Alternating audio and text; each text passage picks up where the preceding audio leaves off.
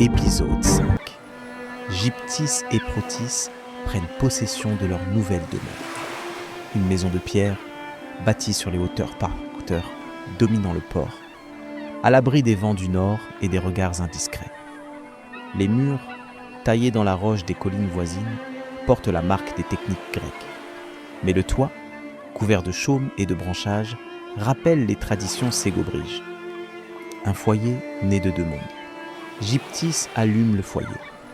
Elle y dépose des herbes odorantes, des grains d'orge, des fragments de sel.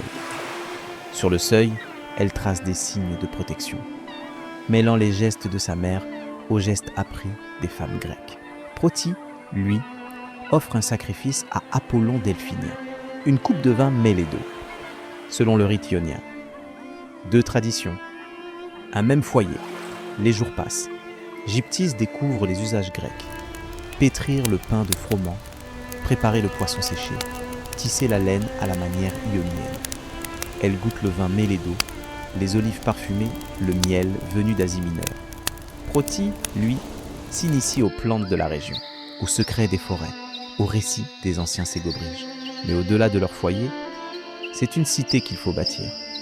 Le territoire offert par Nan est vaste. La mer au sud, les collines à l'est et au nord, la rivière du Lacidon à l'ouest. Protis et ses compagnons tracent les premiers plans. Des rues alignées selon un quadrillage régulier. L'emplacement de l'agora, du port, des temples. Une cité prend forme. Les ségobriges observent. Certains admirent les techniques nouvelles, les objets précieux, les récits venus d'Orient. D'autres redoutent la perte de leur autonomie, la dilution de leur tradition, la trahison de Gyptis, la faiblesse du roi, la menace grecque. Les murmures se propagent, les regards s'endurcissent. Protis le voit et il agit. Il invite les chefs ségobriges à sa table, partage le pain et le vin, écoute leurs récits, propose des expéditions de pêche et de chasse. Gyptis rassure les siens, préserve les rites ancestraux, enseigne aux femmes grecques les secrets des plantes locales. Deux mondes cherchent un équilibre. Protis, marin aguerri, comprend vite que le site offert par Nan est un trésor. Une calanque profonde, protégée des vents. Un accès facile à la mer, des sources d'eau douce, des collines propices à la défense. Il rêve d'un grand port. Il fait construire un quai en bois, creuser des fosses d'ancrage, installer des cales sèches. Massalia commence à respirer. La cité attire artisans et commerçants. Les rues s'animent, les voies se mêlent. Parfois, Gyptis grimpe jusqu'à l'acropole. De là, elle embrasse la mer immense, les îles du Frioul, les voiles lointaines. Elle repense à son enfance, à son mariage, à la naissance de Massalia. Et elle se dit que, malgré les tensions, l'avenir sera lumineux. La modeste maison du début est devenue une grande villa. Gyptis organise le foyer, supervise les repas, le linge, les vêtements. Elle apprend à ses filles à filer, tisser, coudre. Protis s'occupe du commerce, de la pêche, des relations avec les voisins et de la sécurité de la cité. Les artisans grecs introduisent à la poterie autour, la fabrication d'amphores, le travail du bronze et de l'argent. Les ségobriges apportent la vannerie, le tissage, le cuir, le bois. Gyptis encourage les femmes à produire, à vendre, à échanger. Elle devient une figure respectée, consultée, écoutée. Les mariages mixtes se multiplient. Les familles se mêlent. Les enfants portent des prénoms des deux cultures. Les fêtes reflètent cette diversité. Un monde nouveau-né. Gyptis, première épouse mixte, devient un modèle. On la consulte pour les mariages, les naissances, les fêtes. Des rivalités apparaissent. Certains Grecs refusent les coutumes locales. Certains ségobriges craignent de perdre leur identité. Gyptis tente de concilier, d'inventer une harmonie nouvelle.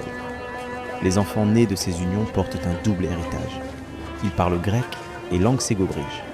Ils honorent les dieux des deux peuples. Ils naviguent et chassent. Ils sont l'avenir de Massalia.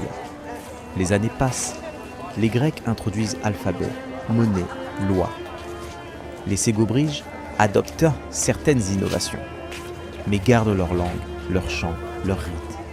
Gyptis veille à la transmission des traditions.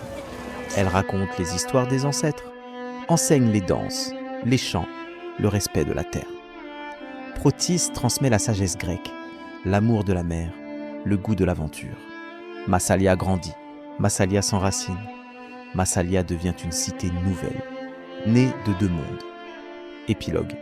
Massalia, cité du métissage et de l'avenir. Dans la lumière dorée du soir, Gyptis s'assied sur la terrasse de sa maison, face à la mer. Elle ferme les yeux, écoute le ressac, respire le parfum des pins et du thym. Elle pense à son père, à sa mère, aux collines de son enfance. Elle pense à Protis, à leurs enfants, à la cité qui grandit, qui change, qui s'invente chaque jour. Elle sait que rien n'est acquis, que la paix, l'harmonie, la prospérité sont des conquêtes fragiles, des équilibres à réinventer sans cesse. Elle sent en elle la force de la terre, la sagesse des dieux, la promesse de l'avenir. Elle sait que son histoire, celle de Protis, celle de Massalia, sera racontée longtemps après sa mort. De bouche à oreille, de mère en fille, de père en fils. Et dans la nuit qui tombe, une étoile brille au-dessus du port.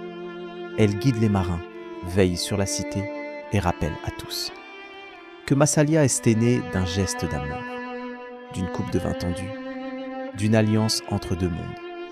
Conclusion, Massalia, cité du métissage et de l'avenir. Les jours qui suivirent le mariage de Gyptis et Protis furent ceux de l'émerveillement, de l'adaptation, de la création. Dans la lumière changeante du Lacidon, une cité nouvelle prit forme, fruit de l'alliance entre une princesse ségobrige et un marin grec, entre la terre et la mer, entre la tradition et l'innovation. Les défis furent nombreux, tensions, attaques, jalousie. Mais la force du mythe, la sagesse des fondateurs, la richesse du métissage, permirent à Massalia de s'enraciner, de rayonner, de prospérer. Aujourd'hui encore, la mémoire de Gyptis et de Protis habite les rues du Panier, les quais du Vieux-Port, les collines baignées de soleil. Leur histoire, à la fois légende et réalité, continue d'inspirer ceux qui, venus d'ailleurs, cherchent à bâtir, à aimer, à inventer un monde meilleur. Marseille reste la cité de l'accueil, du métissage et de l'avenir.